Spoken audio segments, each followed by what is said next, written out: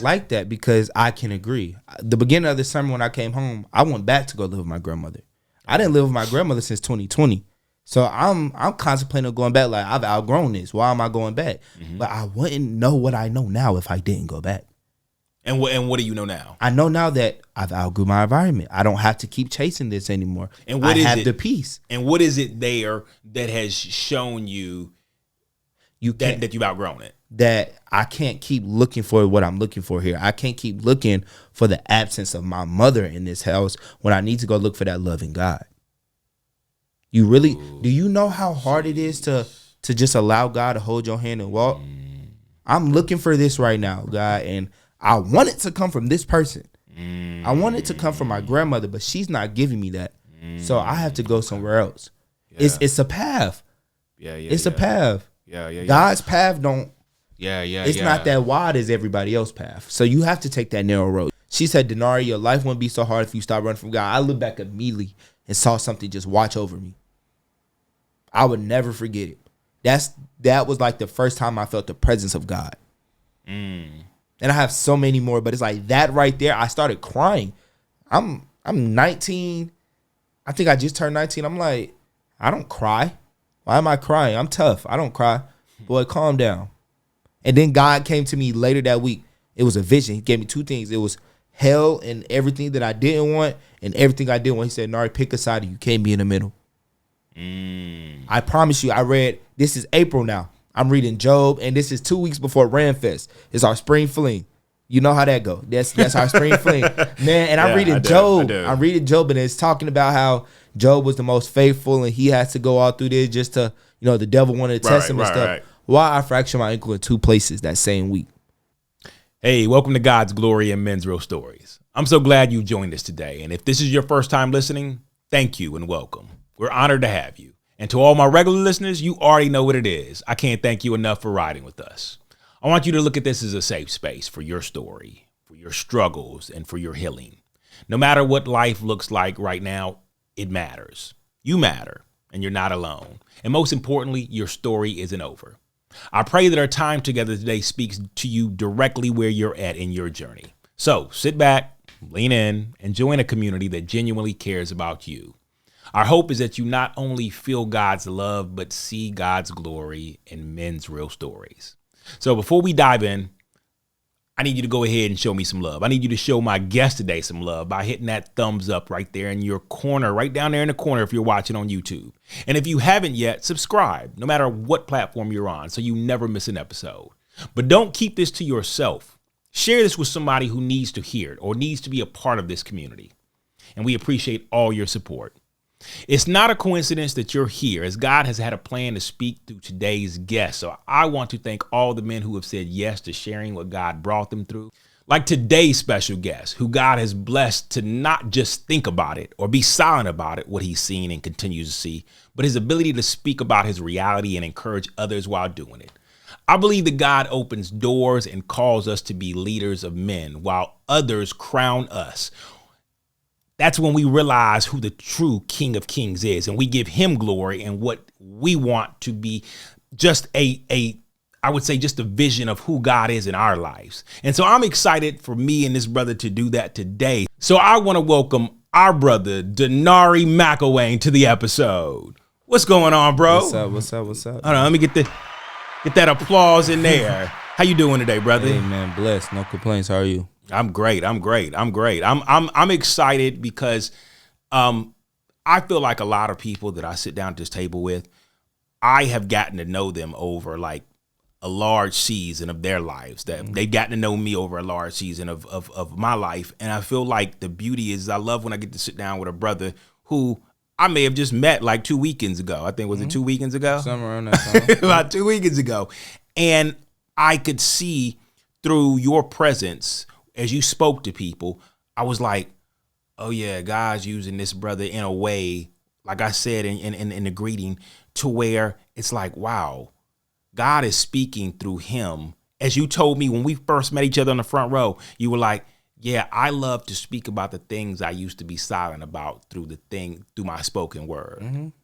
And I was like, oh, that's heavy. Mm-hmm. I like that. Some people's stuff never leaves their journal, if they even do that.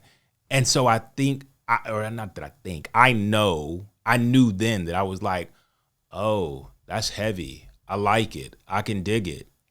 And so I would love for you, let's start off with, let me have you introduce yourself to everybody who's listening today, who's like, okay, who is this brother then? And however you want to introduce yourself. Of course. Well, my name is Danari McIllwain, and I attend Winston Salem State University. I love repping my school. That's something I'm really big on because Winston changed my life. Honestly, if God didn't put me there, I don't know where I would be today. So I just thank this school. I'm a junior mass communication major and minor in psychology. I also serve as Mr. Junior for the upcoming season with a plethora of other things. I identify myself as a God-fearing young man. As you said, I use my words and my spoken words to say the things that I didn't say. Like my mentor, who was my freshman year RA in Brown Hall, Jaden Franklin, he told me, when you realize this life is bigger than you, you'll go different places. It's not about me.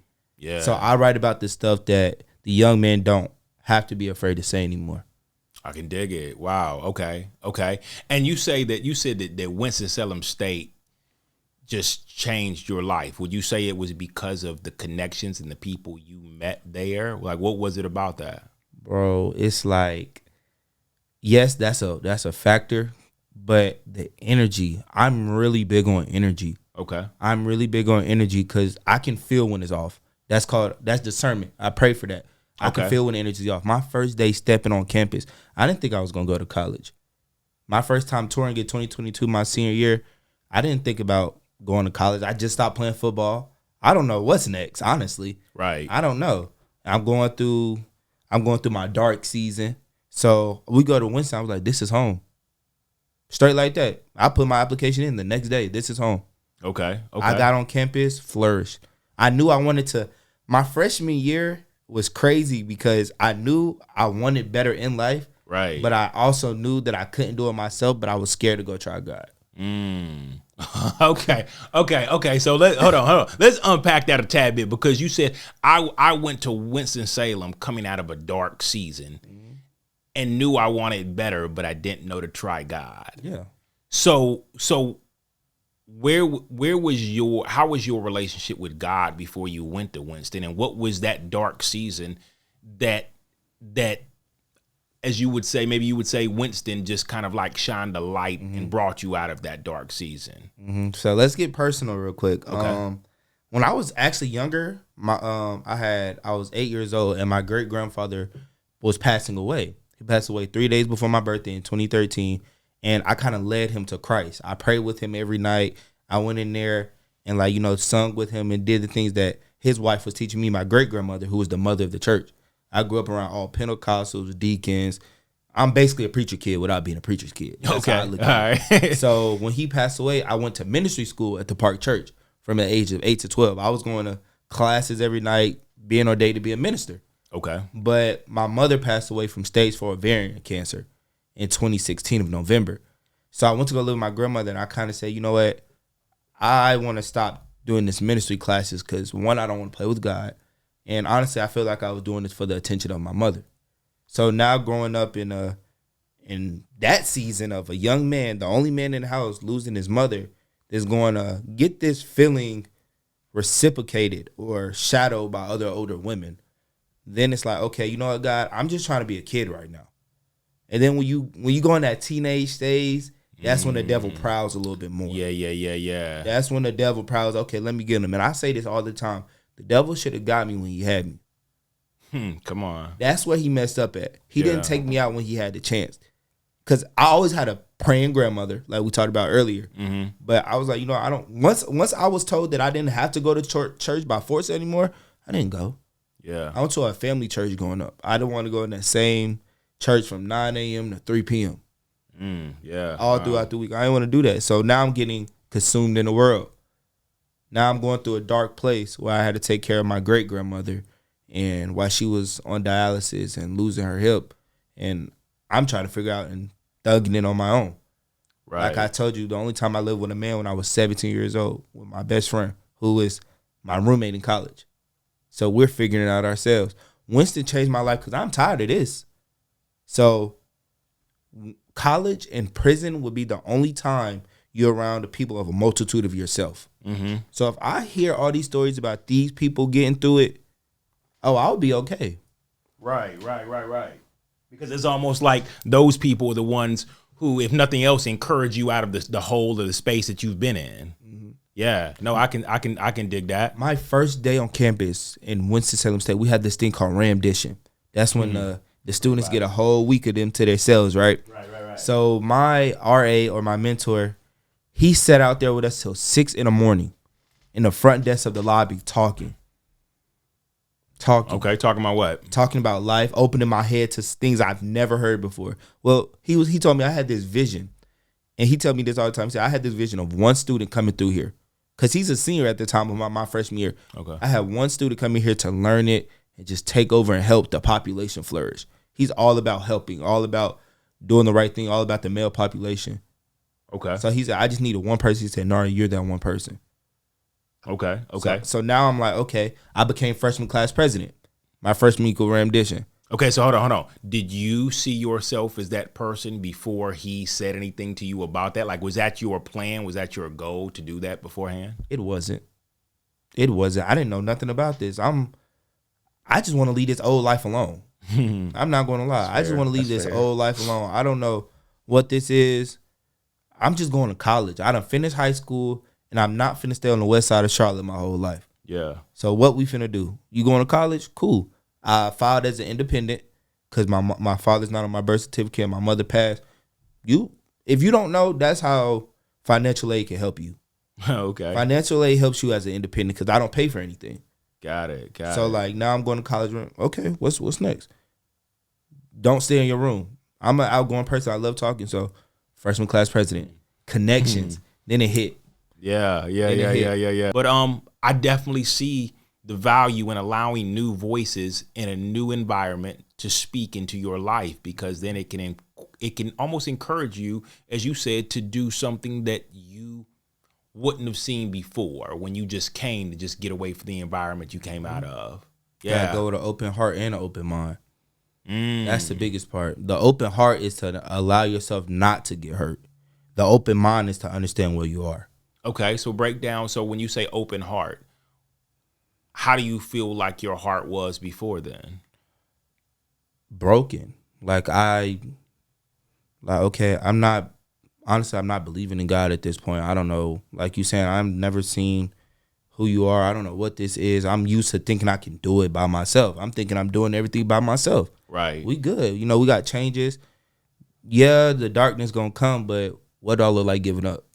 Okay, so would you say that because that wasn't always your thought pattern, would you say that pattern hit when you begin to look around at the environment you came out of and how you maybe felt God was present or not present in all the things that had transpired to you before you came to college? Oh, 1,000%.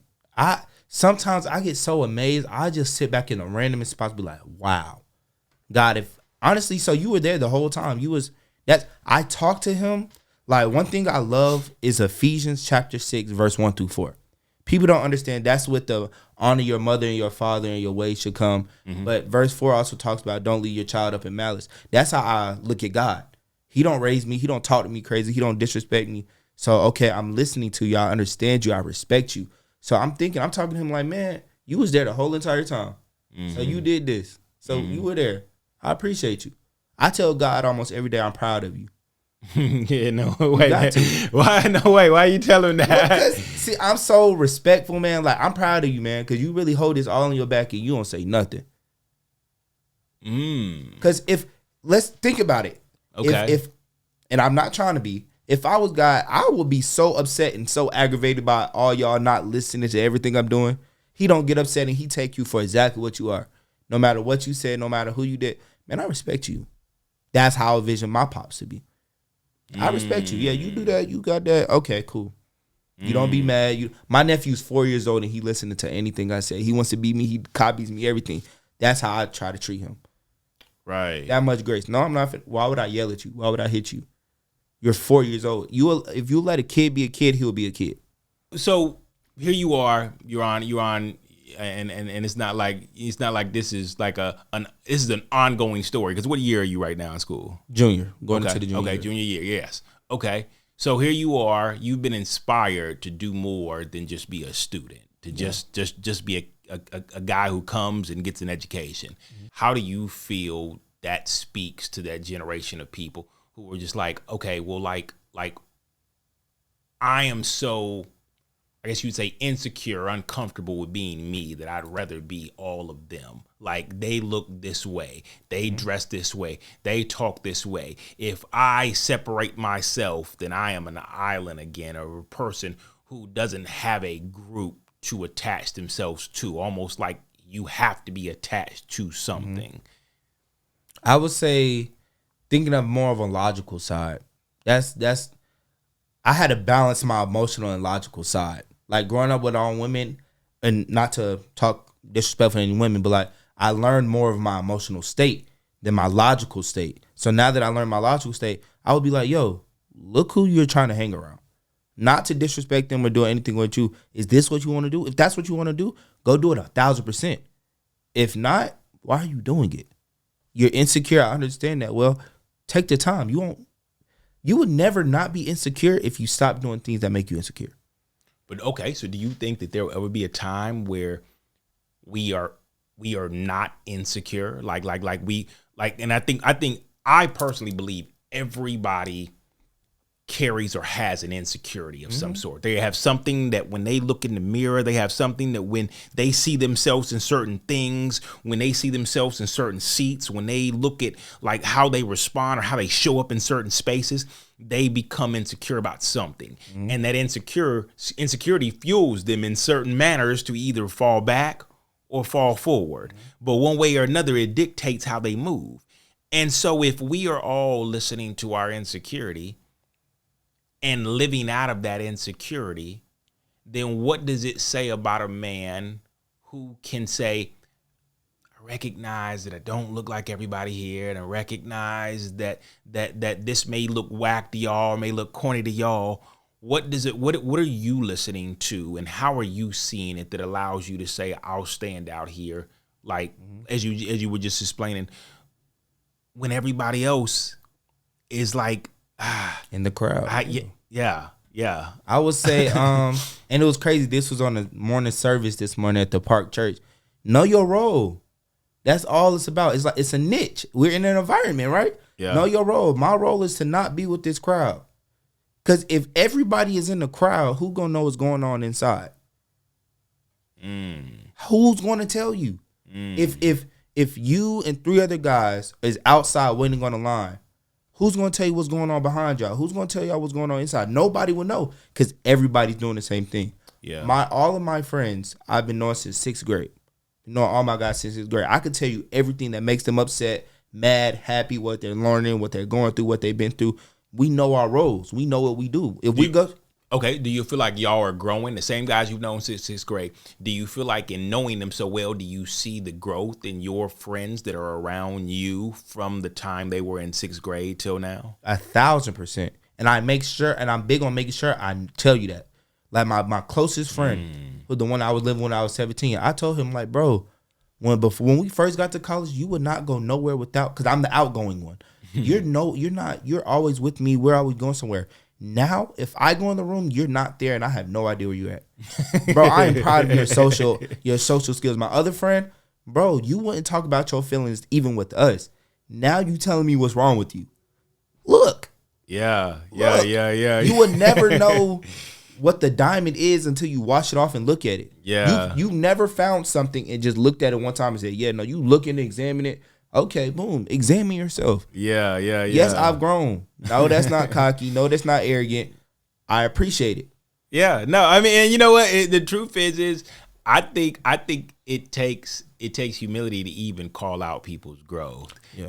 When they may not even notice it, or they may have just grown into it and didn't even sit back and say, wow, I wouldn't have done this a year ago. And I have those moments, but I love when somebody else can be like, bro, I love your growth. Because the one friend you talked about where you were like, man, you wouldn't even have talked about your feelings before.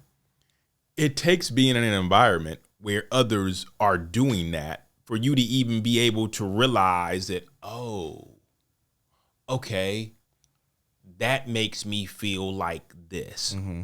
I now have the vocabulary to express instead of just react. Mm-hmm. Like before, I'll punch a wall, I curse somebody out. Now I'm more keen to sit back with my fellas and be like, you know what? I'm not even gonna lie. That made me feel sad. Mm-hmm. Whoa. Okay. Okay, brother. Let's talk. Yeah. Let's talk about it. Whoever said we're not going to listen to you? Yeah. You won't know anything unless you do it. You cannot be afraid to step in any room because you've never been in it. Yeah. Well, you know what, though? I think a lot of times it's not that they're afraid. It's that they've never seen it done. Mm-hmm. That when people get around you and see some of the stuff you do and say, they're like, oh, dang, bro, the more I'm around you, the more it's like you've given me not only the words, but the permission to say more than just, man, I want to go and slap somebody right now. Mm-hmm. You give me the permission to say, you know what? I'm afraid. Mm-hmm. And because I'm afraid, I want to respond in anger and slap somebody instead of sit here with this feeling and this emotion and say, bro, I'm afraid. I'm afraid what's happening right now back home with my mother. My mother's going through a tough time right now, and she's fighting and battling stuff. And that's where you can step in and be like, bro, I know what that's like. Mm-hmm. I know what that's like. And the truth is you want to respond with anger, but the truth is you're probably just like me. You're afraid. Yeah. You're afraid of what your life's going to look like. You're afraid of where that leaves you if your mother's not here or if your grandmother's not here. And so, no, I think that's powerful when we get around people. As like I said, that's how I experienced you. When I listen to your spoken word, I'm like, yeah, that's it. But see and this how amazing God is, I mention God in everything I do. This how amazing God is, because if I didn't go through that darkness, how would I be able to tell you? Stop thinking that it's all about perspective. Oh, man, I went through so much. I went through this and that. My life hurts.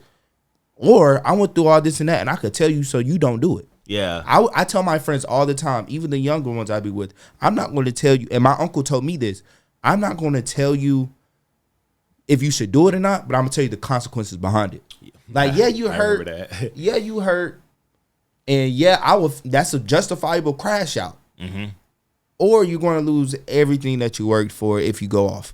Yeah. What are you really gaining from their talking about you and you going to slap them? What are you gaining? Yeah. Well, okay, but we're in an environment, and I was just talking about this. I was looking at some social media posts where they were talking about we are currently in an environment where victimhood is looked at as a big take. And I wouldn't even say it's new. This is something we've experienced this through rap. Mm-hmm. Through hip hop, where people talk about the environment a lot of us have grown up in, and we make that our calling card. Mm-hmm. And we would rather live with the pain and make it an award than say, this is not where I want to. I don't want to end with this. I don't want to surround myself with this pain and make it my resting place. So I think I know there's beauty in saying, this is what my past looks like, but this is not who I want to be. I don't want to be a product of my past. I want to be a product of where my future is taking me. Well, you're going to have to get that off of you. That's the biggest thing. Because how can you change how can I change if I still got on the dirty diaper? Think of it like that. Geez. How am I clean if I still got on the same clothes? If I haven't washed? Oh, well, my past made me do this. Well, you're not healing from your past. Forgetting about it is not healing from your past. Just because you're not thinking about it don't mean you heal from it. Because when that situation come back again, all them emotions coming back. Yeah. And you can heal without telling somebody, without being in the same presence as somebody. But sometimes, hey, look, that hurt me. I'm not mad at you. I'm not upset with you. I understand where you are. But look, this hurt me and I can't keep allowing this to hurt me. Sometimes you got to tell grandma you're wrong. Wait a minute now, bro. Wait a minute. Not grandma, bro. Hold up. Cause this is what I love about my generation. This 2000s generation. We're not afraid to say when you're wrong, because that's what you're taught us. Oh, don't let nobody talk to you crazy. Don't ever let somebody disrespect you. well, that somebody goes for you too. And grandma, you wrong. Just because you grandma don't mean you right. Okay, so wait, so how do you do it then? How do you do it? Because you know what now, because let's go back to the honor my mother and father. So how do you honor your mother, your father, your grandma, those who are for you, while also because yeah, because there's a lot of people like, bro, cut. No, you need to cut the rope, bro. That's your mama now. That's your daddy. That's your grandmama. But I'm feeling where you're coming from, because I believe that there are a lot of spaces where we honor our parents or grandparents by keeping quiet and just moving on. And I've been reading a lot about this stuff where it's like there's a burning in a lot of us where the burning really acts up, it really builds up around holidays, around times we go back around our families, or around times we go back around our grandparents or aunts and uncles. And that burning is a lot of it is because there is something inside of us that we have realized. There are certain areas of us that we have outgrown, and there's certain rhetoric and things that have kept us silent, that have kept us, what happens in this house stays in this house. There's certain things that are like, nah, bro, that's not who you've been all year. Don't try to go back to this guy now that you're home for the holidays or you're home for 4th of July, whatever holiday we're going through. So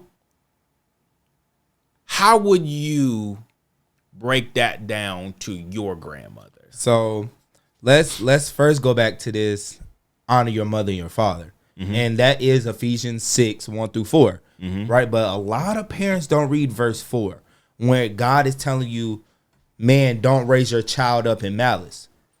Because it tells you right here, if you raise your child up in malice, they're going to do this to you.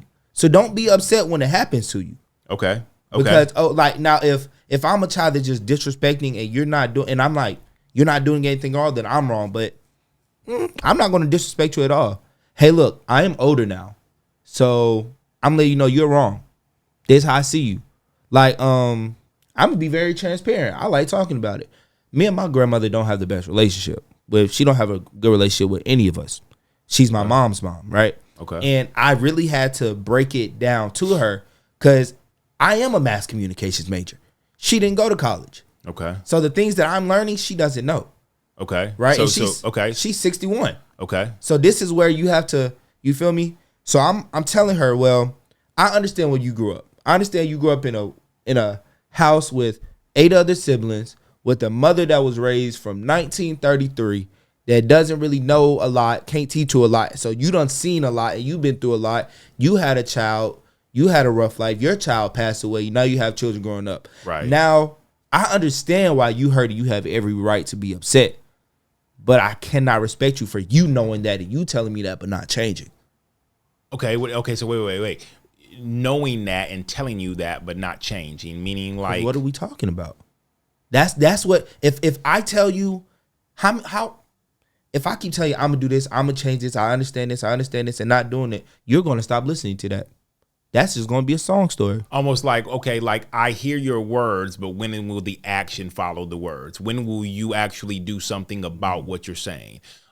Okay. Now, granted, so okay, I'm just curious. Okay, so let me say this though. What if, and I can also see how like the pride of a grandmother, grandfather, adult who's older than you, it's hard to say, I don't know how to change because all I know is all I know until I know something different. And so, you know, having a mother and grandmother who I can look at and say, there won't be change unless they have a true desire to want to address things that need to be changed. But if they don't see a need to change anything, then why are they changing it? So now you got to put it in a perspective of yourself. Is this what I'm going to hang around? Is this what I'm going to surround myself around? Not to be disrespectful or anything, but if I'm trying to elevate and grow, how can I be in this setting if this is pulling me back down? Because God says, because I be seeing these posts where it says, if you prayed yourself out of something, why are you going back? So if I done prayed myself out of this situation and I like where I'm at out of this situation, where would I go back knowing where they'll be? Oh, sheesh. Wow. Well, let's call it. I love calling it wow. a spade. Let's call it. Let's call it even without it being disrespectful. Because I'm not intending you to disrespect you here. But if this is not working, something has to change. And I see the difference. I've grown. I took accountability. But if you're not taking accountability, if you're not respecting the situation, God said, wipe your feet off at the door and keep pushing. Okay. I'm with you. Okay. So tell me this then. Tell me this. Being a kid at one time who didn't often go home after I went to college. Mm-hmm. And not that I was better than home, not that I was better than my family, because I never was. But I felt like there came a point where the environment that I was in while I was home, sounds similar to yours, was one that in a way stunted the growth of the person I am trying to be now. Let's go back to the perspective. Why don't we flip the narrative? If instead of you saying it's stunning your growth, I outgrew my environment. That's well, the only reason I don't know if I'd say I outgrew my environment is because you can outgrow your environment. I believe you can. I definitely believe you can. But I also believe, like, imagine, and I don't know why, I know why it's coming to me, because God wants to use that right now. But imagine if Moses he got out of Egypt. Imagine if he had been like, bro, I outgrew that. I got a wife now. I got new family now. Mm-hmm. Why do I need to go back there? And I'm pretty sure that crossed his mind as God was like, I want to use you. Mm-hmm. And it was like, oh, yeah, no, I think you got the wrong person. I don't even talk well. And then more importantly, bro, why would I go back there if I got out of there? Like, I don't have anything there. I have family, but they don't even know me as family. Let me just live in this chapter of my life now. Let me flourish here. Send somebody else. Well, because I've outgrown that place. And I like that because I can agree. The beginning of the summer when I came home, I went back to go live with my grandmother. I didn't live with my grandmother since 2020. So I'm contemplating going back. Like, I've outgrown this. Why am I going back? Mm-hmm. But I wouldn't know what I know now if I didn't go back. And what do you know now? I know now that I've outgrew my environment. I don't have to keep chasing this anymore. And I have the peace. And what is it there that has shown you that you've outgrown it? That I can't keep looking for what I'm looking for here. I can't keep looking for the absence of my mother in this house when I need to go look for that love in God. Do you know how hard it is to just allow God to hold your hand and walk? I'm looking for this right now, God, and I want it to come from this person. I want it to come from my grandmother, but she's not giving me that. So I have to go somewhere else. Yeah. It's a path. It's a path. God's path it's not that wide as everybody else's path. So you have to take that narrow road. You know when they tell you to take that narrow road and to venture off and take that God road. Well, 100%. Bro, I've been sitting there lately. I had to send something to you later on about that. But yes, the narrow road that God calls us all to, the road that's less traveled, the road that he calls us into as we surrender to him. But and in taking that road sometimes calls us, and this is why it's so hard to walk that narrow road, because it calls us to do things that in our minds seem backwards. And I'll give you an example. And man, when I say like right now, like man, I've once, as if I don't say this often, God, you have a sense of humor. I see what you're doing right now. You have a sense of humor. Yeah. I see what you're doing too. Oh my goodness. Okay, so I want to say that I appreciate you saying that, because I know how heavy that was to say, I'm tired of going back to a house where I'm looking for the love of a mother that I can't receive. Mm-hmm. I can't find. So why do I stay here? A lot of my relationships fail out because I'm looking for that love in a woman. You know how they say the woman that you marry or the woman that you get with is the woman that reminds you of your mother. Reminds you of your grandmother, reminds you who you grew up with. Well, what happens when I lose that figure that I'm looking for? And now I'm dealing with the plethora of women that I'm 11 at the time. So I'm so young. I don't really know what I'm looking for. I know exactly what you're saying. Mm-hmm. And people who know me, they know that I have always sought that love and affection that I didn't receive from my mother, from other women. Mm-hmm. And there was this thought in my mind that they can give me what I don't have and what I didn't have. And in doing that, they're also there to affirm me, to encourage me, to lift me up, and to affirm this man. And I don't know, I don't know who coined this phrase, but whoever said the same voices you look to affirm you are the same ones who can kill you. Mm-hmm. And what that means is that there came a point where Ooh, yeah. Stop right there. Okay. Yeah. Stop right there. Yeah. Because the same voices that you're looking to affirm you can kill you. See, God don't tell you to go look for his voice. He says, listen to my voice. You know the difference. You know the difference. But not only do you know the difference, but there's a big difference in seeking God for that affirmation, that identity, that love, that comfort, that peace, and looking to humans to offer that love and that peace and that. And I say that because it's funny. It feels like it's crazy. It feels like I'm almost like I'm having a conversation with me right now. Like, dang, this is kind of wow. Because, like, yeah. If I knew that at 20. Well, yeah, like 100%. Like, and it's funny because it's like there was a time where I wouldn't have listened because how I felt overrode even like opening up to be responsive to like, but I too I have not the greatest relationship. I've not had the greatest relationship with my mom because I wanted my mom to be somebody that I wanted her to be, and I wanted her to change to be that for me. Okay. Guess who was wrong? You. You know why? Can you believe wrong? it? Do you know why you were wrong? Let's break it down. Okay. All right. You're All right. wrong. And you're wrong because you're not allowing her grace.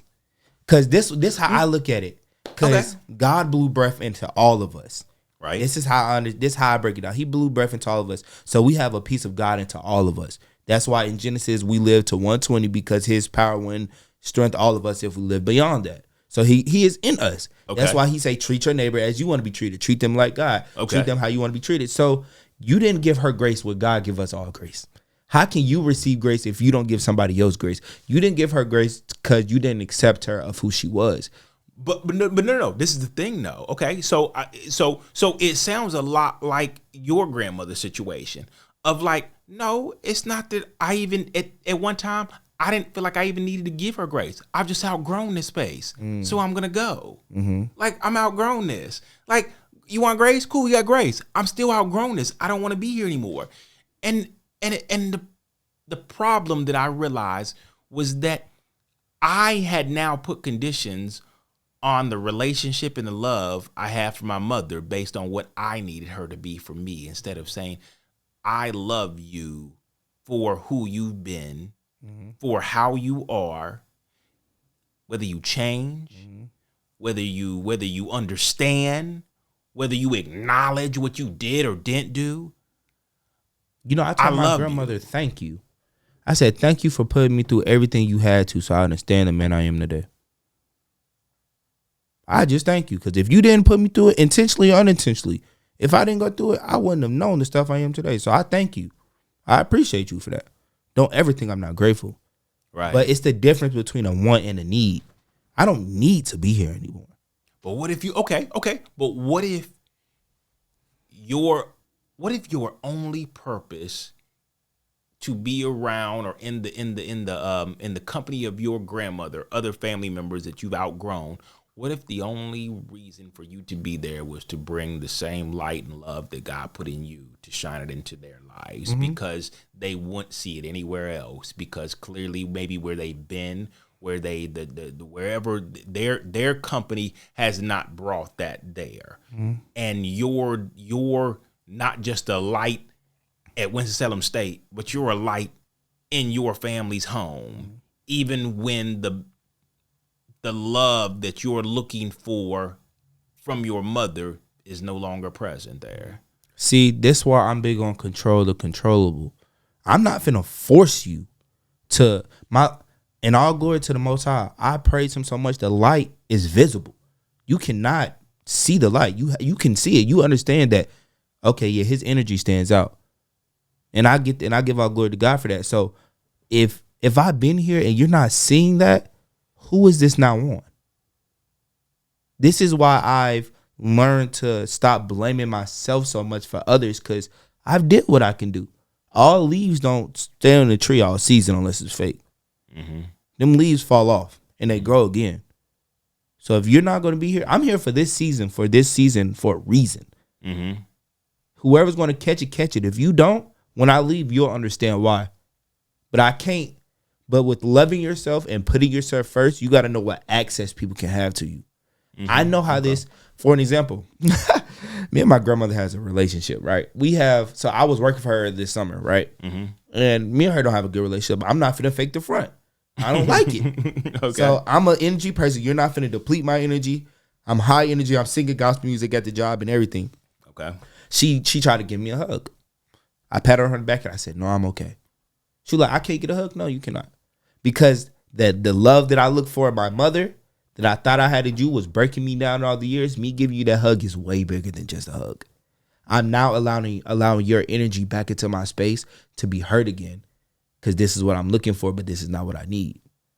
Instead of looking for this love in a human, why don't I go look for that love in God?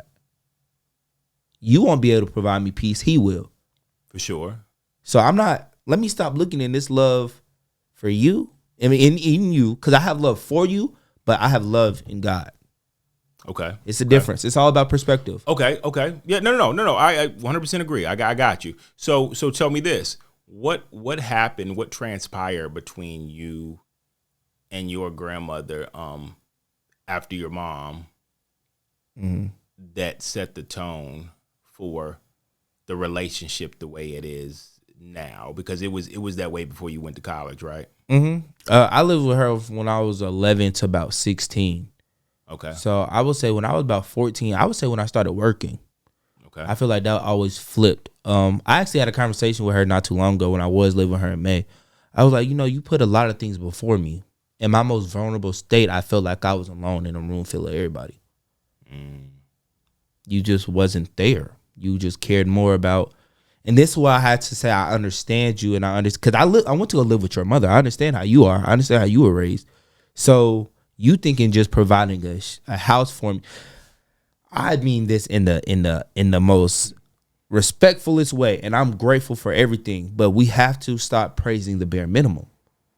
That's what it is. You provided this house for me because this is something that you struggled with growing up. I'm grateful for that. Thank you. You took that opportunity to build me. To have me a house when my mother passed. But with taking that responsibility, and you missed the emotional side. You missed the mental side of what I was going through, because you just thinking that providing a house is all it is. Okay. So no. So let me ask you this. Have you, before your mother died, did you ever see that emotional, nurturing side of your grandmother before your mom died? We wasn't around my grandmother as much. Oh, okay. That's what my sisters tried to tell me that when I was younger. When my mom passed, like, hey, like, no disrespect to her at all, but that's just like what my mom refrained from. My mom, we were living in Gastonia. My grandmother lived in Charlotte. Okay. So like, hey, we're doing this now.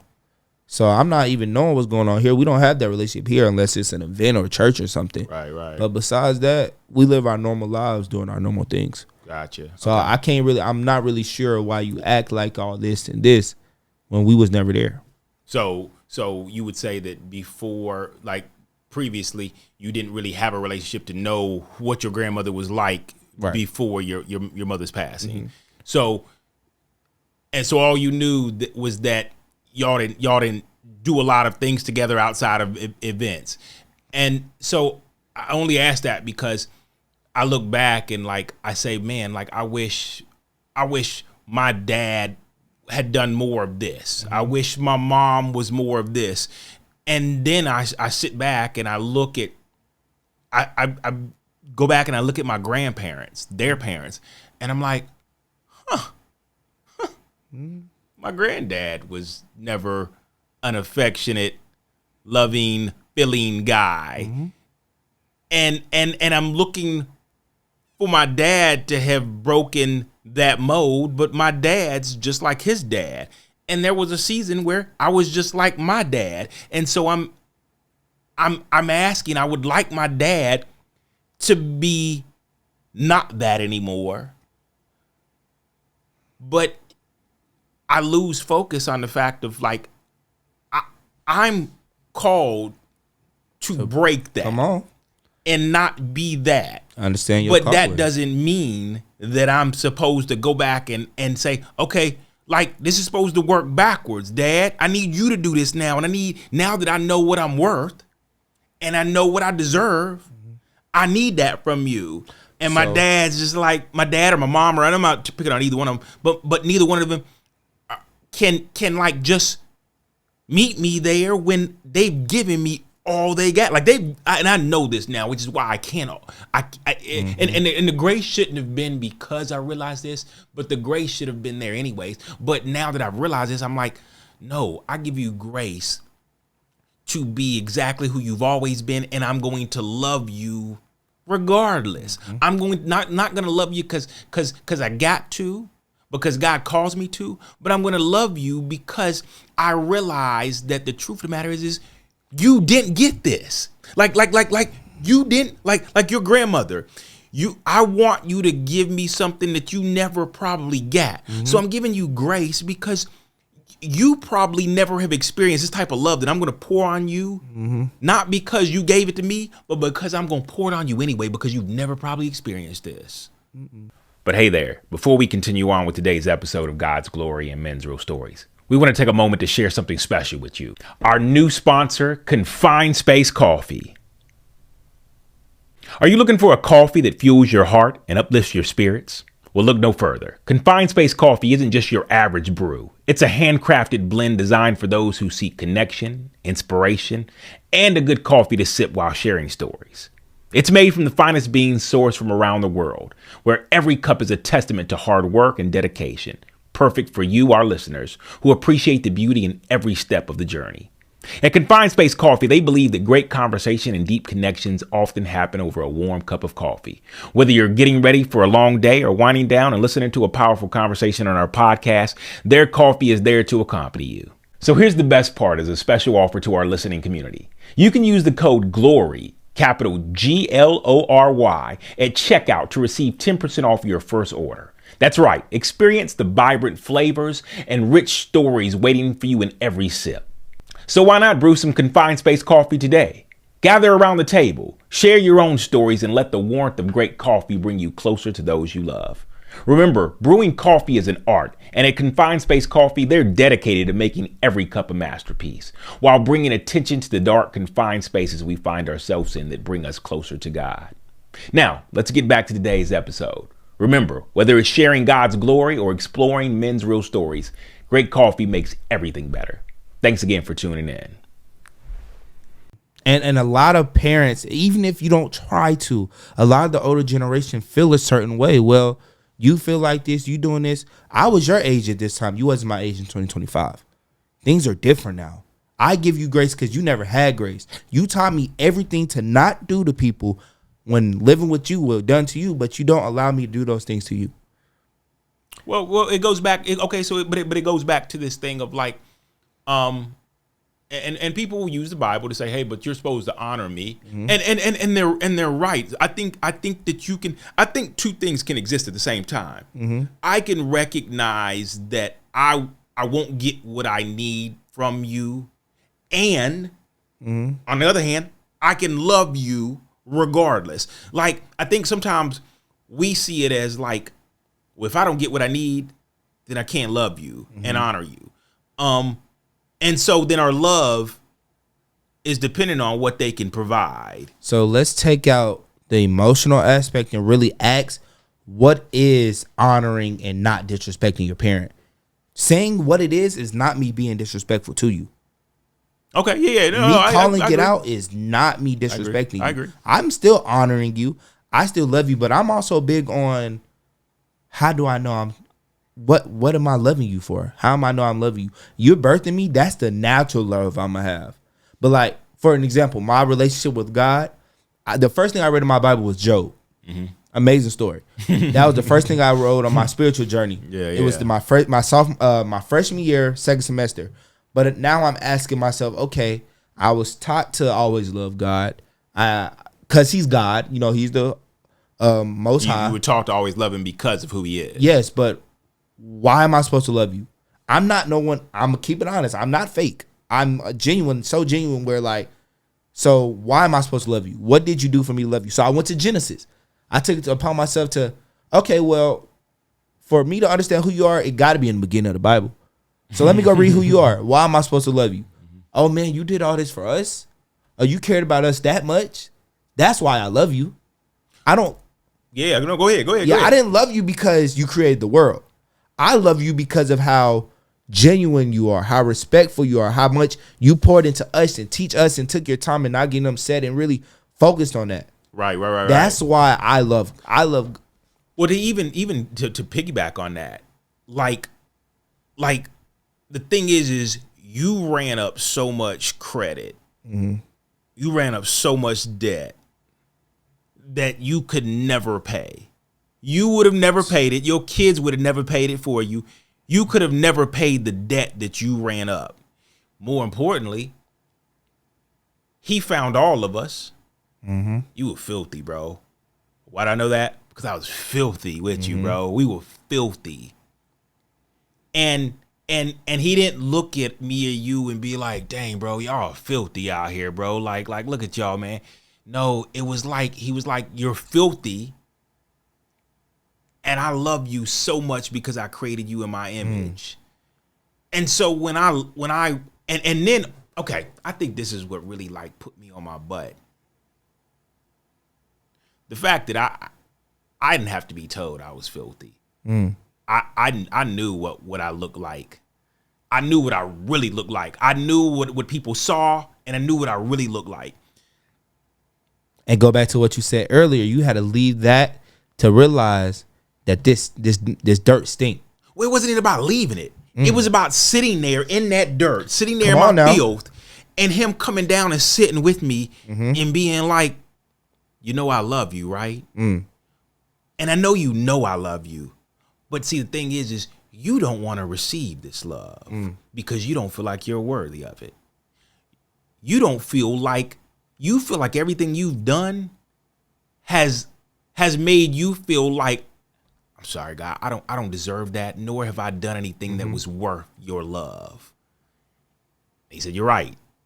You haven't. You didn't. But I love you anyway. I'm going to love you anyway. And not only am I going to love you, but all that stuff that's around you that you're just like, yeah, but God, what do I do with all this? What do I do with this? It's terrible.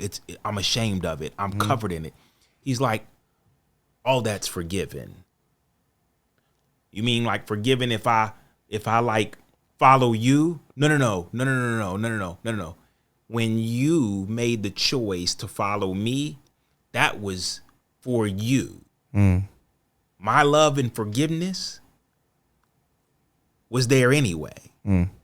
My love and forgiveness was there anyway. And for a guy who felt like he always had to earn it, like I gotta earn it. I gotta earn your love. You gotta earn mine. I gotta be seen. You gotta be. Yeah, you're right. It was almost like that ripped me. That wrecked me because it was like, bro, I don't deserve this, man. Like this. I gotta do something for you, God.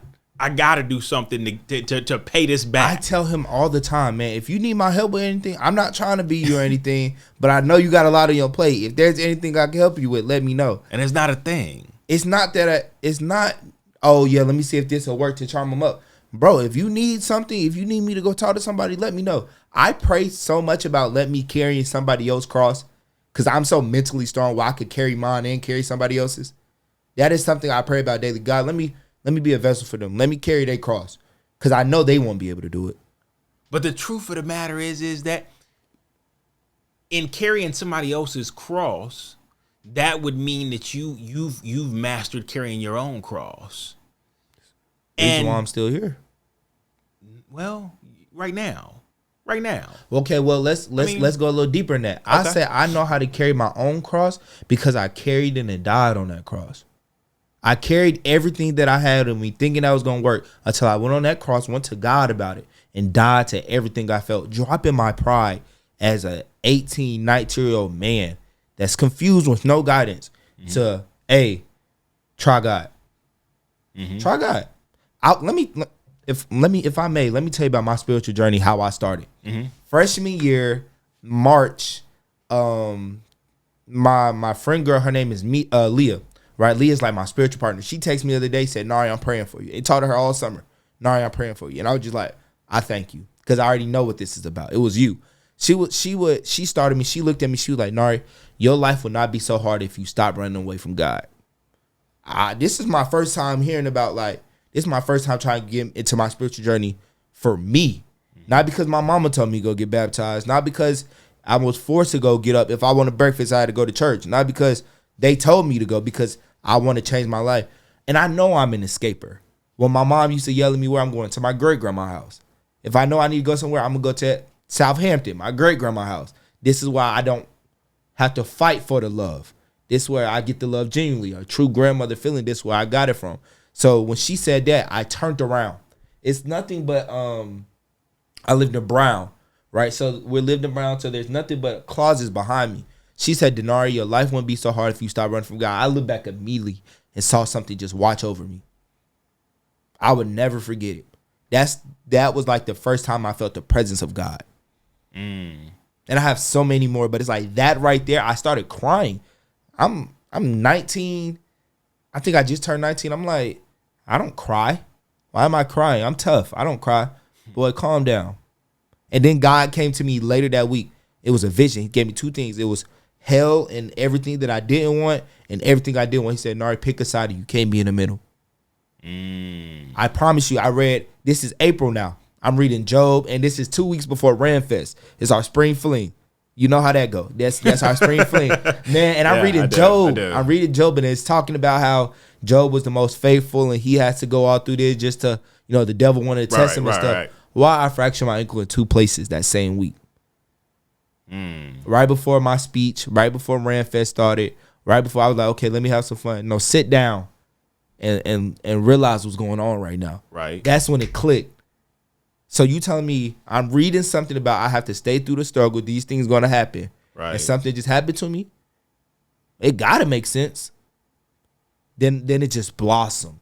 I got baptized in June of 2024. Yeah. Bro, everything just blossomed. I'm literally learning. I'm not saying times was hard because that was the most challenging time. For sure. You wouldn't believe the stuff I tell you was going on during my spiritual journey. That cross was extra heavy. I wish I didn't ask to carry nobody else's. 100%. Yeah. Let me carry mine. Yeah. But it's like, and don't think that that's the last time that thing's gonna be heavy too. Just throwing that out there. Just throwing that out there. But you have to appreciate it that I have one of my friends. His name is Cassidy. He's a youngin. He lives in Greensboro. He's from Philly. He telling me all the stuff that he goes through, but he listens to me because he understands. Nari, you were just where I was at, bro. Right. And the fact that I went through that just to tell somebody else. That is why I'm like, God, thank you. It's bigger than me. Yeah. And so you said, God, how will you use me? I want you to use me.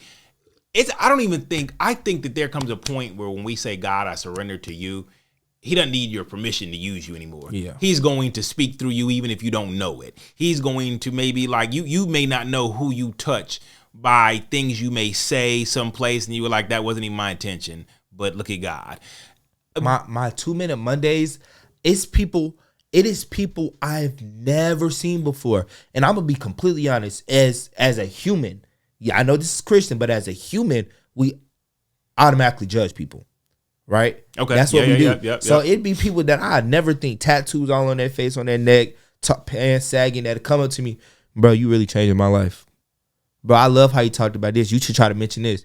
Hey, have anybody told you about that? Random people. Bro, without your Monday videos, I'm like, man, this is why I'm never going to stop it.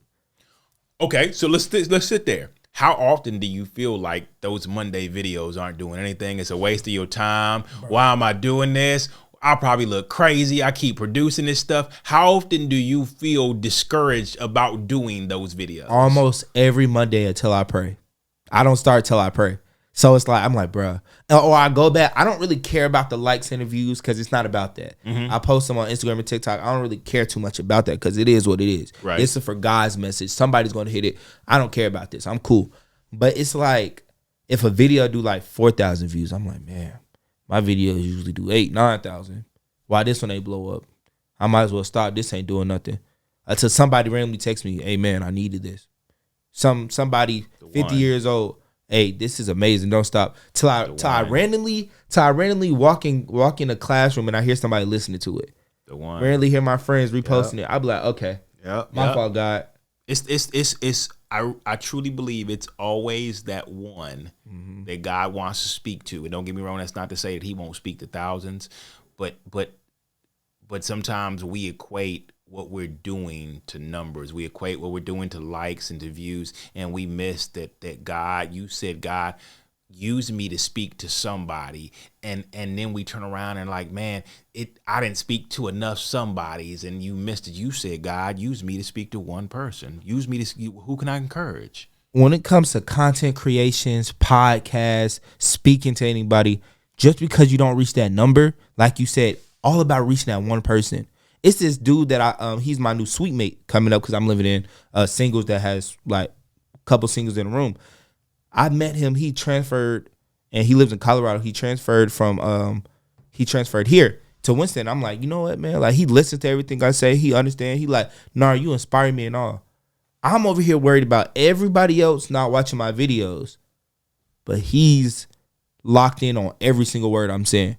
Everything I pray for, the way I want to be a vessel, it's this person right here in front of you. Right. But you're not taking that in.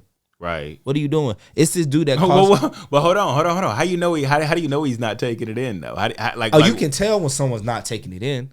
That body language, posture, eye control, all that matters when somebody's not taking it in. Oh my goodness! You know what? I wish that my son was in the room today. Normally he's in the room. It's what, and most people know this. I started this podcast, and initially God wanted me to start this podcast with my son. I used to sit beside my son, across from my son. When we first started this, I thought he was supposed to sit with me at this table. Man, listen to me. Everything about my son said, God, you picked the wrong person. Why would you want me to do this podcast with him? This means nothing to him. I think he was 12 at the time. It was like talking and sitting with the brick who was bored out of their mind. But after about a year, from 2022 to about mid 2023, I started realizing that even though my son's posture to me said that he was not picking up none of this stuff, and he'd even say sometimes, Dad, I barely even know what y'all are talking about. It feels like y'all are talking from a distance where y'all are older and I'm younger. I would say over time, it was less about how it spoke to him at 12, 13, but it was more about how it gave him the permission to be able to begin to talk about things. And we think, and so a lot of times we're looking at things like, bro, I can't tell that nothing's happening. I don't see anything that's happening. But I'm always reminded of how, like, when God began to work on my heart from the outside, I ain't look no different. I look like the same dirty, lying, manipulative, stealing cheater that I had always been. But I knew something was happening on the inside of me because of how I would respond to things, how I'd react to things. I still look the same. There are some people, without me opening my mouth, when they see me, they see one thing. They remember me from that one time in their life where they experienced me, and they can't see nothing else. But if they were to begin to talk to me, and if they would begin to let me talk back to them, they would realize, oh, shoot. Okay, he looks the same, but this ain't the. So I would tell you, don't ever assume that guy's not getting anything. I would just keep throwing the seed. I yeah, know of he said that a course. lot here. Keep throwing the seed. Keep throwing the seed. Like because I think we want to see the transformation ourselves. And the truth is we're just called to be farmers. We are not called to be waterers all the time. We're not called to be, we're not supposed to go out and pull up somebody else may be supposed to come and pull up all the weeds. That may not be us too. We may never actually see the harvest. You may never see the harvest. 20 years from now, that guy may be like, yo, there was this dude I used to room with, man. He used to say the craziest stuff. And I used to look at him like he had 3 heads. And I ain't get nothing he was saying. But there came a day where something happened in my life, and everything that dude said almost came back like a bookmark. Where he was like, bro, the way God saw me and the way it was just like it made sense then. It couldn't make sense at that time in my life, but it makes sense now. But okay, so I was going to ask you this though. Even in you telling me that, who is your mentor? Like who do you go to? Like who continues to sharpen you? Okay. Well, it just I have different ones for different purposes. Like, so my uncle Mike, he tells me all the time, whenever you go through something, pray about it, meditate, then come ask me. In that order. He says, pray about it, because before you have to deal with anybody, deal with the Most High. And then once again, that's how I would deal with my father. I'm not finna hide from anything. I done it. I'm gonna come directly to you. So I'm coming to you first. I'm gonna meditate it so I can tell myself what to do. Then I'm gonna go to my uncle to ask him somebody that's gonna tell me the consequences of doing something, but not what to do. So I still have the period of free will where I'm gonna learn from my mistakes. Like for an example, we're on the Walmart or Wilkinson, and it's this lady that I guess he knew from back in the day. He was like, hey, she came and asked me, hey, can you give me some money for sandwiches? And he had gave me some money to buy some shoes. So I was like, hey, can I give her some money? I'm always down to help them. Unfortunate. Hey, can I give her some money? He said, yeah, enough. When I came back in the car, he said, she is going to use that money to buy drugs. I only told you to give it to her because I know your heart. But I would not tell you, but I would let you know, do not keep doing something to influence a habit. Because think about it. If I keep giving her this money, all she's going to do is continue this habit she has going on. But now that I know, he tells me, he actually breaks it down, the consequences of keep doing this. Are you going to feel worse of not giving her the money or influence her bad habit? Or I have my mentor, Jaden, who teach me more about community service, open my minds up on a psychological path, I would say. He gets me more of the ability to keep pushing, the more the ability, okay, use it this way instead of this way. Dude, he's the one that makes the mistakes for me. He's 22, 23. He made the mistakes for me. Okay. I get to improve and not make the same mistakes. Okay. And then I have Stuart. Stuart teaches me more of the school realm. He just graduated from Winston, and he teaches me more of the, hey, this is how you can excel. Use this connection. Get this connection. Use this. Do this. Do that. Gotcha. You know, maybe, Danari, if you think about having your speech this way, use your speech this way. Throw a little crowd engagement in. Speak. That's what he's there for. Okay. So I have a different amount of vessels. And that's normally a lot of people. So I guess I would ask, like, who is your say spiritual? Who's your spiritual father? Like, who's your spiritual mentor? Like, who do you go to when it comes to not so much speaking for God, but whether it be like, okay, we do Bible study together. He encourages me in this area of my life when it comes to like seeking God, not just in this space, but in that space. I personally never had a spiritual mentor, like somebody who could encourage me and kind of like pivot me. That's a good way to put it. Pivot me when I'm like, I'm sure God would want me to do this. And they're like, well, you know what? Don't take my word for it. Let's read the Bible. Let's go and see what God's viewpoint. Let's go see what God's thoughts are on this. And so it can almost like reset me to say, dang, I wouldn't even have thought about it like that. Like I ain't think about it. Like it's almost like they realign me with God's plan for all of us that hasn't changed, whether it was then with the Israelites and whether it is now. I have 3. I would say Leah. Leah, of course, Okay. helps me all the time. I always call in Leah whenever, hey, go to her room. Hey, look, I need help. Let's read. Pray for me real quick. Yeah. Jakatron Potts from... Yeah. He was actually... That man has been in my life since I was 5, 6 from the Park Church. He mentored me. I was in his youth ministry. We used to go out all the time. There was like another male figure I had in my life. He actually baptized me. Nice. We didn't know... It was like a full circle moment, and you could feel God's presence because he's the one that baptized me. He's the one that kind of I was in the church with. You know, he's the one that taught me. Like, I was the young man he was with. And honestly, I don't want this to sound cliche, but the Bible. That right there is the biggest spiritual partner, the Holy Spirit and that Bible. When you open your Bible, and a lot of people ask me, Nari, how do I read my Bible? Pray. Pray, God, I ask for wisdom, clarity, understanding, and knowledge. Come on. Lord, please sit in front of me and teach me. Allow no distractions to come. And I read a chapter a day.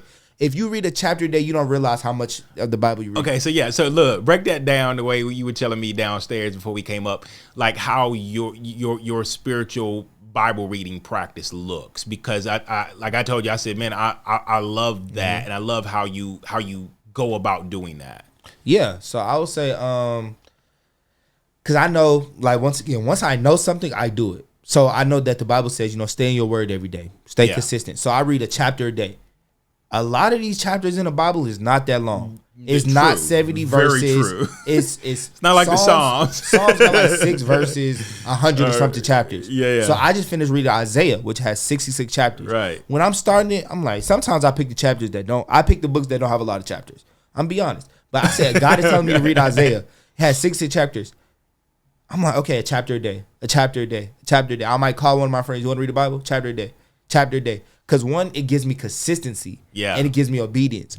Not just consistency in God, but consistency in my whole life. If I can read my Bible every day, I can go to the gym every day. I can work on my craft every day. And I'm really crafty what I do. So going to HBCU, yeah, the cafeteria is the busiest, most wildest place. Oh, yeah. Especially on a fried chicken Wednesday. It's an extrovert's dream. It's an extrovert's dream. We love it. I read my Bible in the caf every single day. Nari, why you reading your Bible in class? You want people to see you? No, I don't want people to see me. But if this is the most hectic environment on campus, and I can focus on God in this environment, I can go in the world to focus on God. Sheesh, come on. Hey, that's good. And look, I'm literally envisioning. I'm like, you're right. There's no crazier, busier area. I mean, outside of like even the block on a busy school day, there's no busier place than the cafeteria. About 500, 600, 700 people in the caf. Yeah. Fried chicken, macaroni, everything lines out the window. You just now getting out of your 12 o'clock. You got a 1 o'clock. People running in and out, music, DJ playing, people outside doing their stuff. And I'm focusing on God in this area. Okay, so what do you think that tells other people about you? They see you locked in the word when there's so many other distractions and things going on around you. I'm going to say the biggest thing is that he's not afraid to be himself. Because growing up as teenagers and growing up as young people, I don't know why. I don't know who created this, but worshiping God is not okay. I don't know, like we was always scared to do that. I was always scared to throw my hand up in church. I was always scared to praise God in church because of how other people look at me. Yep. Oh, Nari reading his Bible in the calf.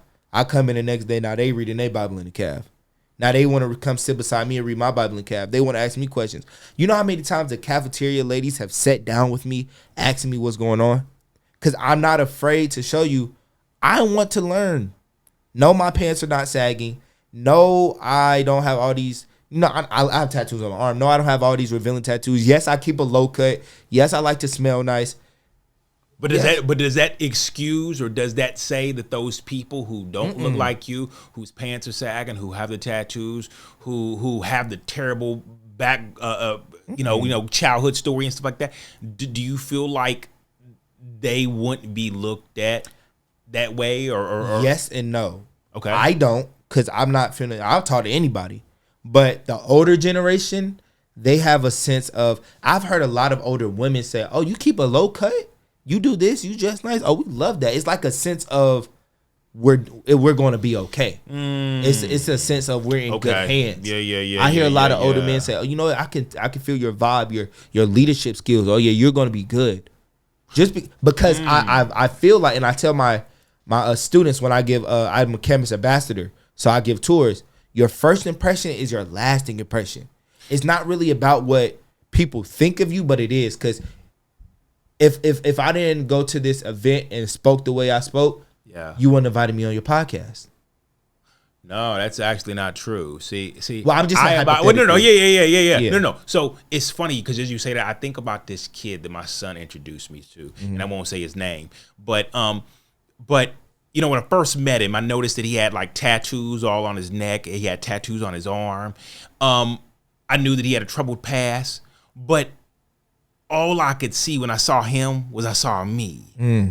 And I thought to myself that a lot of people would say that this young man has already messed up. He'll never get a good job because he's got tattoos on his face and he's got it on his neck. He'll never be able to accomplish this because of how he's already changed. His perception is going to, and I used to, don't get me wrong, I'm the guy who used to be like, oh yeah, if I don't look like something, then people won't take me serious. If I don't dress like something, then I'm also the guy who's in corporate America. So I get the whole corporate America game too.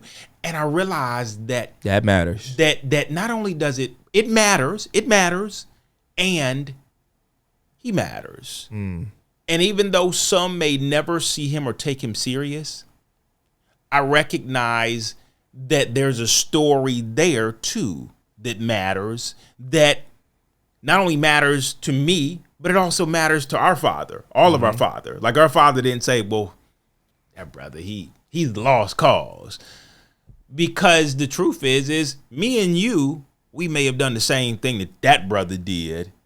We just don't have the physical, remnants, the physical tattoos of it. We may not have the hair that speaks to it. Like, it's funny. My son has they're called freeforms.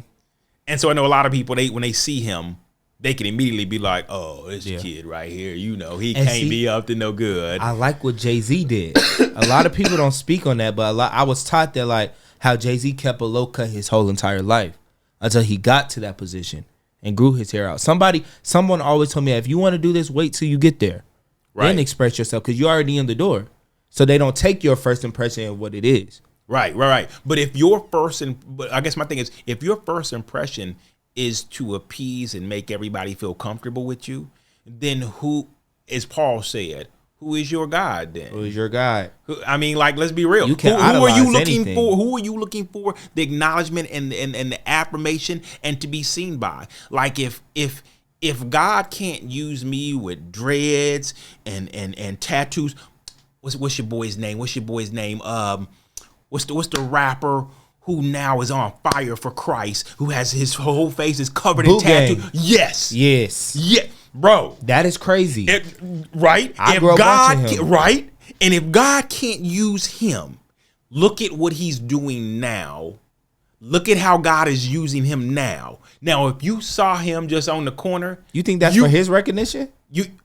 Whose recognition? Boot Gang, you think that's for him? No. At one time, everything he did was for his recognition. Right. Now, everything he does with the same physical appearance is for the glory of God. It's a change. You can tell the change. You can tell it. But if you never actually, let's say if he had never been a personality, let's say that he had transformed, his life had transformed, and now he still looks physically the same way. If you saw him, most people would say, well, you would never ask that young man to come on your podcast, or this pastor would never ask him to come in his pulpit. But I have recognized that his physical appearance has not stopped him from going on platforms and spaces to give God glory, despite how he physically looks. Yep. And a lot of people are like, well, do you ever consider like removing the tattoos? Why? That's the testimony. Why? 100%. More importantly, I feel like no matter how far out you get, no matter how like how God uses you in your physical form, I feel like that we're all, I guess, no different than Boot Gang. in some manner of speaking. We're all just like, we all have gotten to that journey where we realize, bro, no matter what I did, I was never full. Yeah. I was empty. I was always wanting people to see me. I was always wanting people to acknowledge me and love me. And here I am now. And I realized that, man, like, God loves me and he feels me and he sees me no matter what all these people do, no matter how they respond, no matter what they think about me. I mean, same for you. Mm-hmm. And I think that how God will continue to use you, even in spaces that are like, why am I here, God? These aren't yours. Mm-hmm.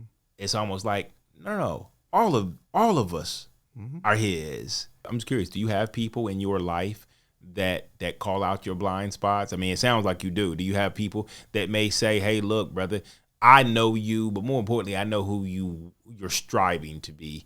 And I recognize that, like me, they may even say, like me, you're struggling with this thing too. Mm-hmm. Do you have those people in your life? Accountability partners, all my guy friends. That's why I tell all the younger guys, it's not, especially my little cousin, I tell them it's not a lame to have a good circle of men around you. Yeah. They keep me, Nari, you're wrong. Nari, what are you doing? Nari, ain't you supposed to be on your way to class? Like, oh my gosh, my 9:30 I had, my roommate, I was so tired. But I would be on him so much for not getting up. So he was like, Nari, get up. Nari, bro, I'm going to skip class. No, Nari, get up. You got something to do, right? Okay, you right. You right. Of course I got that. Nari, you were just talking about this, but how you gonna do this? Yeah. Or my friend, he'd be like, Nari, you said you trying to lead these girls along, but he go get somebody else's number. Yeah. What you doing? Yeah. No, I think it's important. I once again, it's something I don't think that I ever had in place where I had people that would call me up. But the biggest thing is I can't be mad. They'll get you on. Gave him permission to. Yeah, but look, I'm gonna do the same thing for you, and you can't get mad either. That's what we all respect, and that's why our friendship is so tight. Yeah, going on 6-7 years, it's like, no, we're going on, what is this? Almost 10 next year. 2026 will be 10. It's like, man, I appreciate it. Yeah. Okay. Yes, I take constructive criticism very well, and I take it hard. Like, yeah, I'm gonna be thinking about this for a couple months, couple weeks, but I bet you I'm gonna fix it. Like me and my friends, we all made like something we're going to work on together going to the school year.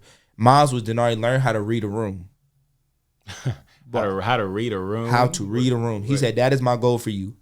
Because you're like, you can't come in every room being loud, being yourself, because everybody can't get that out of you.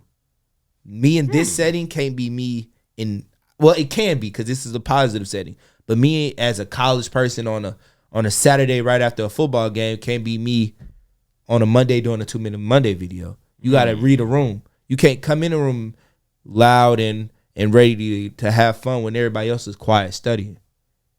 Okay. And that is big, learning how to read a room, because you save yourself. You save yourself because you can't be, because God also tell you when he give you a gift and learn something to be quiet about it. So you got to steward it well. You definitely got to steward it well, but also like Paul said, you got to I'll pull up the scripture, but he talks about, I'm just gonna paraphrase it. He talks about how like when in Rome, be a Roman. Or like when like there sometimes we are called to not mimic the behavior of others, but we can still not go into that space saying, oh, well, you guys are wrong, and I want to come in and tell you how you're wrong, and I want to be me. Sometimes we're called to blend in so that people will allow us to come into the space so that we can bring all of us into that space. Or flip it. I'll get brought into a space to realize I don't need to be in this space. Maybe, especially if you've made the decision to come in there. But think about it. Like I said, when I introduced you, I feel like God opens doors in all of our lives, not so you can be in the building. He ain't open that door for you. And I constantly remind myself of that when God blesses me, when he opens up a door, and I'm like, this ain't about you. This is about him. He wanted to be in the room. You're not God. He needs to be in the room. There is only so much I can do, but what he wants to do is far greater than what I could ever do. And so I think that it is a constant reminder of like Like, God, why did you open this door and why am I in this room? Because I'm ready to go. I'm ready to leave. I don't like the vibe in here.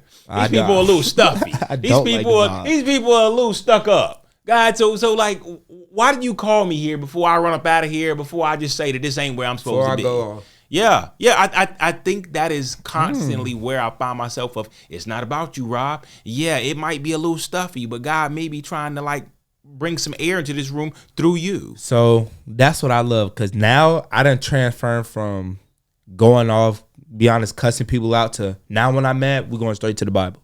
We go straight. I have to distance myself. I used to throw little kickbacks in my room, right? And I had got so mad one time. I just took my Bible and I went out to the back stairwell and I just read it. Because the Bible is a living word. You're not reading the Bible, but it's reading you. Come on. So I'm over here like, God, you know what? I don't like being angry. I tell him all the time, man, I don't like being angry. I don't want to be angry. Show me something. Teach me right now what it is. He'll do it. 100%. Or he'll wait till like the end of the night. Let me go through my whole emotion and then show me why I don't need to be mad. Yeah. I sit back, man, what am I doing? Why am I upset? It comes with nothing unnecessary. Yeah. 100%. So, bro, that's like, you really got to. That's him walking it out with you. Literally walking it out with you. You know how tough it is to pick your battles? To pick the battles to fight? Leave it up to me, man. I'll fight them all. I'll fight them all. You know what? I don't even need to be.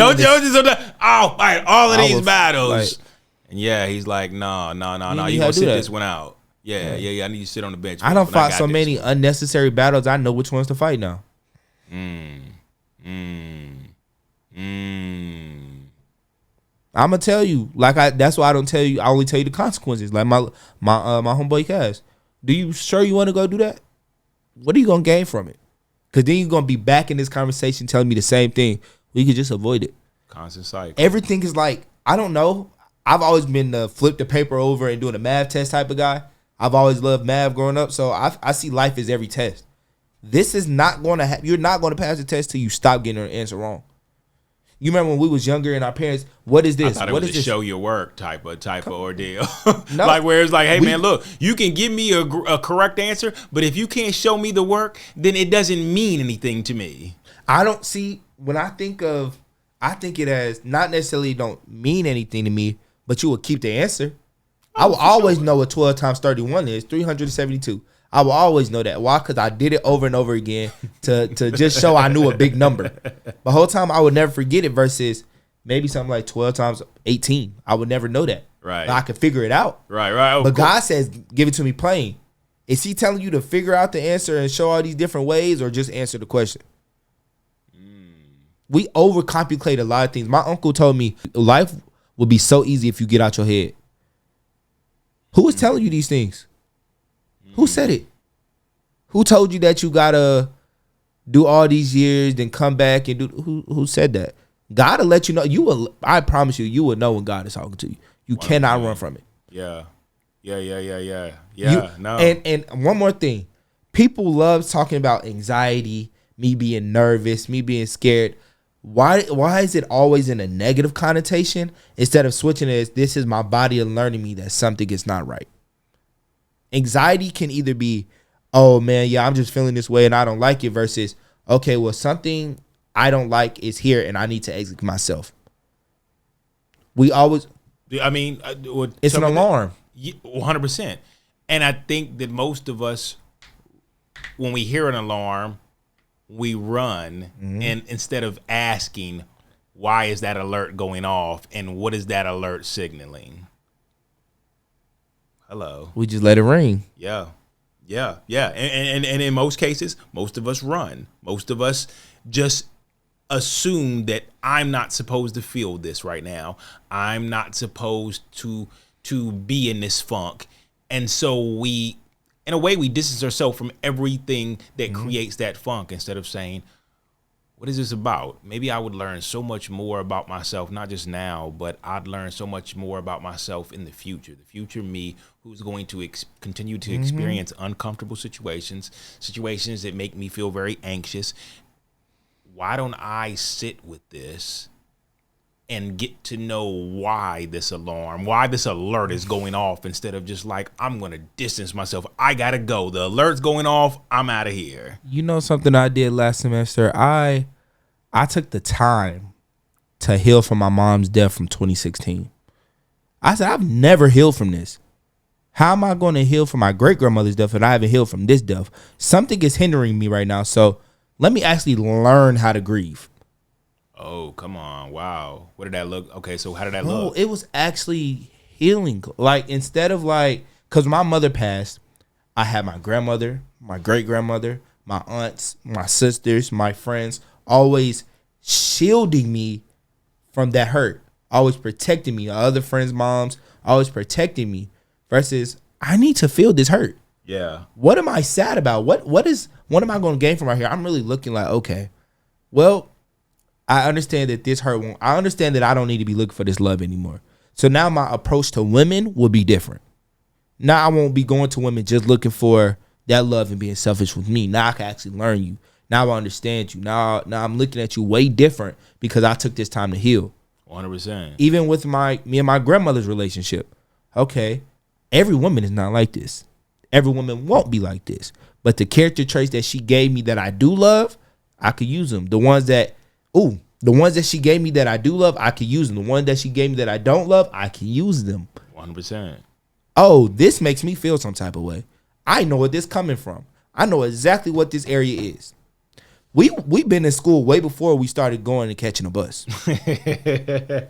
You were learning a lot before you ever even knew what a bus was. I mean, like they say, more is caught than's taught. 100%. Bro, this whole life is school, bro. 100%. We are constantly learning things, not only about ourselves, but about skills that we will take into the real world. I wrote this thing in my latest book. It's called Flower Grows When It Rains.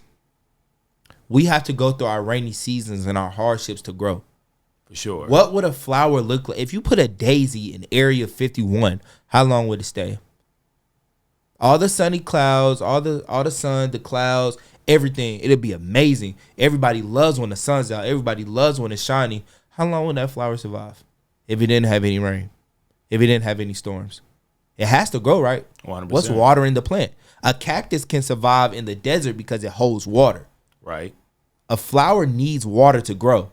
100%. And we have to water our flowers. If it has some rain for it to grow, then that storm has to come over my life so I can grow.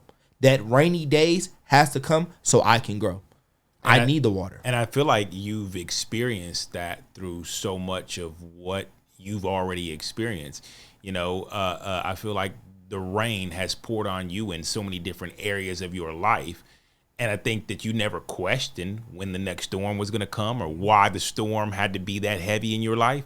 But I think that as you've already realized, and you're still realizing, is that those parts of your life are now nurturing the parts of your growth that you now are seeing, the parts of your life that you are experiencing right now, and the parts of your life that have like signaled to you, oh, this is why I develop in this situation, or this is why I can appreciate the storms that have happened before. And yeah, I can also see certain parts of it where I'm like, oh man, I'm going to have to do some work to address that, but I can still appreciate what it brought me into so that I can now share that with others. Man, it correlates with everything, because even growing up playing football, the day we loved the best, the game we loved the best was the rainy days, the muddy days. We roll around in the mud. We a signal of how tough we are. Yeah. But when you really break it down to other areas, those rainy days show you how tough you are. Everything correlates. Yeah. Everything correlates. The fact that God prepared Noah to build that ark for the rainy days, he protected him for the rainy days. And look, he didn't even know what rain was, but yet he was obedient enough to build a boat when nobody was even thinking about boats, because there was no water that engulfed any type of area. And people don't recognize the rainy days that Noah went through. Wait, you want me to build a boat, a 7-foot boat of rain I'm not used to? I think, you know what? I think the craziest rainy days he experienced was the ridicule and the laughter, and just all that he experienced from people around him, the people who try to distract him from the mission, who try to change his focus, who try to tell him he was crazy. I think we all go through that. I think we literally experience those when people see us doing things that don't look like the rest of this world, and they try to laugh us out of what God is preparing us for. It's crazy. It's crazy. You really got to clap for the little things. Like, 100%, bro. Who you telling? You have to clap for the little thing. Bro, this girl told me that one time. She's like, you start clapping for the little things, bro. Because how you going to appreciate the big things when you don't clap for the little ones? 100%. You're not going to learn how to clap if you don't. Start now. A baby you don't grow up running. I don't know, bro. I grew up running. You grew up flying. Are you flying? Man, I kept falling.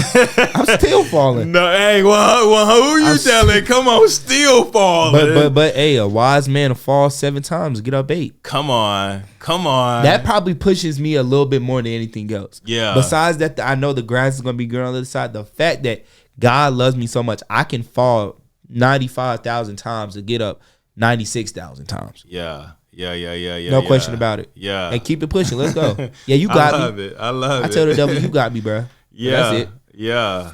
Well, bro, this has been good. This has been fun. Sir. Man, this has been fun. Well, tell me this before we get out of here today. How can people connect with you, and what you're doing, and even, because I think you're doing a lot more than just being a Winston Salem State student. You also have an event coming up in September 16th, Winston Salem State University in our Student Activity Center, the Donald Julian Reeves Center. We have a men's mental health event with Avery Fawcett, and we're gonna bring it to the students, man. I think it's very beneficial that we know how deep it is to be a man, but to have that space and that vulnerability to listen and to understand that you're okay is very big, man. That's how you break a generational curse. Can we get into that real fast? Can we? Hey, look, go ahead. Let's run. Hey, the way that the black man was broke down from the head of his household ever since back then, and was always depleted in front of his house. Of course, we won't know how much our mental health is worth. But I know how much mine is worth, and I'm gonna let you know how much yours is worth, bro. We love you. Yeah. Whoever watching this, bro, we love you. The fact that we were, and I don't like really bringing race or anything up into that because we all believe in God the same. We all bleed the same. But the way we were hung, raped, molested, disrespected in front of the household, that'd break a man down. Yeah. That would really, in front of your women and children who you probably the most vulnerable in front of, and your friends, you're getting broken all the way down and they have to see that. That was the flip of the household. That's where the problem occurred. The slavery, segregation, Reaganomics, that's where it all folded, because now you're seeing the head go down. God gave us hierarchy for a reason, position for a reason. So when that gets flipped in reverse, now the things are looking different. Now the men are, okay, well, now we're quiet. Well, why are you so quiet? Why you wonder? I'm so used to seeing this. Ain't nobody changing it. We so used to doing the same exact thing. My grandma looked me in my face one time and said, "You gonna have to work for the white man your whole life." I looked at her and said, "No, I'm not. I don't even know what that means." I don't even know what that means. Let's get them narratives, those slave tactics out our mind now. Yeah. I don't believe that should be affecting us anymore. Leave that in the... Or how that's been, because you have to understand that was a passed down thing. She handed you that in hopes that you would carry it, that same mindset. And I think that a lot of times we stay stuck in old mindsets and old beliefs, and we say, "This, I'm just speaking my truth." And forget that was a belief that your grandmother handed to you in hopes that you would carry it and believe that same belief, to say that I'm going to be, regardless who you, whether it's the white man, the Indian man, the Asian man, whatever, I'm going to be working for somebody, when the truth of the matter is that regardless, I am so focused on what God's going to do in my life. Literally. And how he's going to use me. I'm going to always be working for the Lord. He's going to use me in so many atmospheres that I'm not worried about where he placed me and who he placed me under, because if he's placed me in a position, it's less about who I'm working for, but who I'm working for. Yeah, You get what I'm it's a saying? difference. Oh, 100%. It's a difference. Because if God tells me leave this area, you think I'm finna stay? 100%. Bro, wipe my feet off and you have a blessed one. You have a blessed 100%. one. 100%. But yeah. you can also contact me on Instagram and TikTok. Both is the same, 2x.nari. I do these motivational Mondays called 2-Minute Mondays, where I give a motivational speech and a prayer every Monday at 12 o'clock noon Eastern Standard Time. And I also do Speak Your Mind podcasts on YouTube, so go check those out. And I also have 3 self-published ebooks on Amazon. Just typed in Danari McIllwain and on Amazon and they'll pop up. Awesome, man. Well, hey, bro, like I said, I appreciate you coming today. I appreciate you. I appreciate you sharing. I think we hit on so many things that just led up to the man that you are now, and just who God is continuing to fashion you to be. And even though a lot of people may be like, well, he's 20, he doesn't know anything yet. But no, I truly believe what God's doing in your life is revealing so much of the fruit that he's continuing to like flourish in your ministry. I like to call it a ministry because I recognize that God's using it for your good. Ministry and his glory. don't just happen in the pulpit. 100%. I say it all the time. We're doing ministry now. This is ministry. This is the ministry he's given me, and I see the ministry he's given you. And so I appreciate what you're doing and how you're continuing to bring God into every aspect of what you're doing. Even before you knew, it's funny. My brother bought a hat for me at the same experience a few weeks ago, and didn't even know that it was about a podcast. But you saw that, you believe that God's glory in men's real stories is a real thing. And it is. It 100% is when you begin to turn that story into his glory. So yeah, no, I appreciate you. I appreciate you and thank you. Before you get out of here, you want to leave? I don't know if you got anything else to pour, if there was anything else God put on your heart. Well, I just like to say, when it comes to searching who you are and searching for your real self, it's not going to happen overnight. Not going to happen in a couple of weeks, but love who you are, because God is inside of us. So if you really want to love who God is, love who you are. Yeah, no, 100%. He made you in his image. Mm-hmm. Yeah, I love that. Well, hey, listen, guys, I appreciate you guys tuning in. I appreciate you guys kicking it with us today. I appreciate all those who have rocked with us and those who are now about to share this episode. I appreciate those who have already liked this and subscribed. Before I get out of here, I want to give a shout out to my sponsor, Confined Space Coffee, who's fueled us today.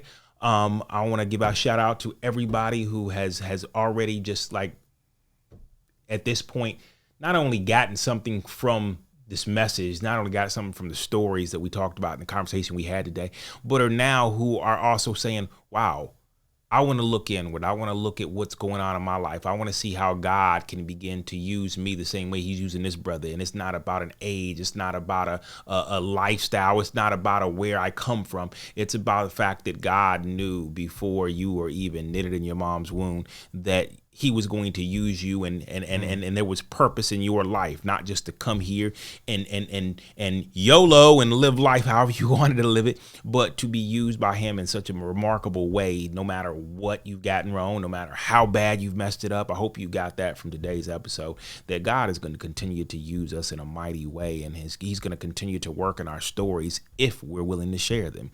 If we're willing to look at it and say, man, I'm ashamed of that, but I still want to see what God can do with this, no matter how bad it looks. So we pray you do just that. Love you guys, and we will catch you on the next episode. All right? Catch you guys soon. Peace.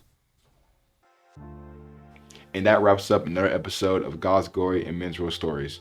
I'm Justin Moore, and we want to give a huge thank you to all of you for tuning in and being part of our community. Your support means the world to us, and we hope you enjoyed today's conversation as much as we did. If what you heard resonated with you, please consider subscribing or leaving a review on today's video. It really helps us reach more listeners like you.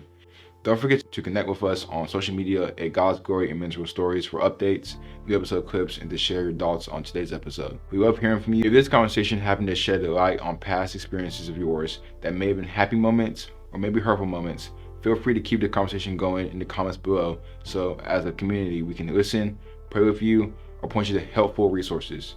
Join us next time for another great episode. And until then, let's give God the glory for all he's doing in our stories.